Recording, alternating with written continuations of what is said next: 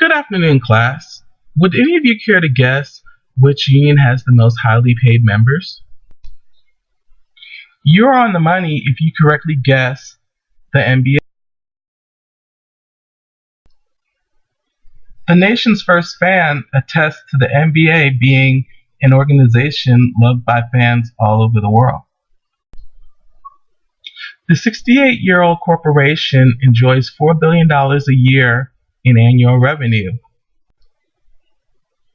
However, the three actors, government, owners, and union members or players, face the same issues that most unions face, and unique features such as 80% of the workforce being black, and in the Kings case, 100% of the players being black.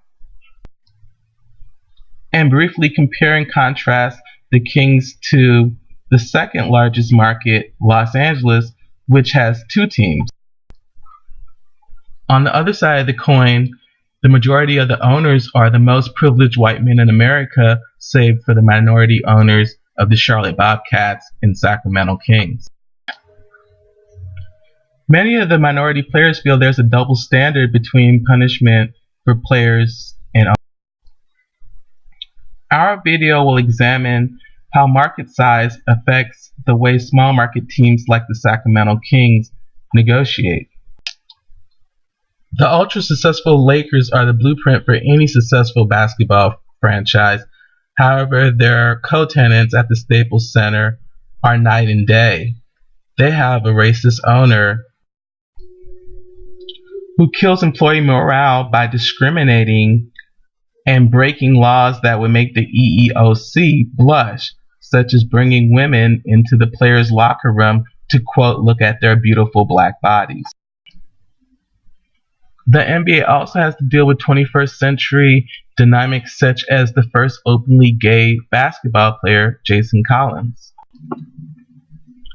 Furthermore, the NBA has experienced expensive lockouts. The lockouts mandate that players and league representatives cannot contact each other. The 2011 lockout cost the NBA 25% of its revenue, or $1.1 billion, which wasn't efficient, amicable, or wise.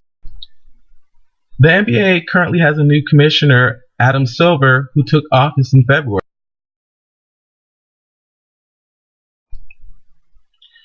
New leadership faces include the new Players Association president, Chris Paul, who happens to also play for the longtime racist owner, Donald Sterling.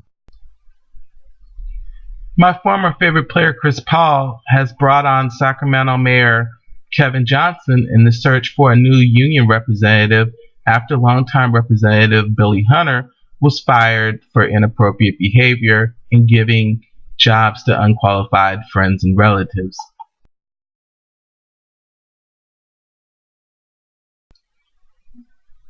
Paul has asked Mayor Johnson to also look into the matter of his boss's hostile work environment. The new commissioner certainly will be tested with this current hot button issue because he's going to have to make a judgment against one of his 30 bosses, the franchise owners. The commissioner, politicians, and union representatives will need harmony and need to utilize attitudinal restructuring to promote employee autonomy and ethnic pride, as evidenced by the NBA's Latin American Night, or Noche Latina, and also the Kings' recent Bollywood or Indian Heritage Night, as evidenced by this t-shirt they gave away.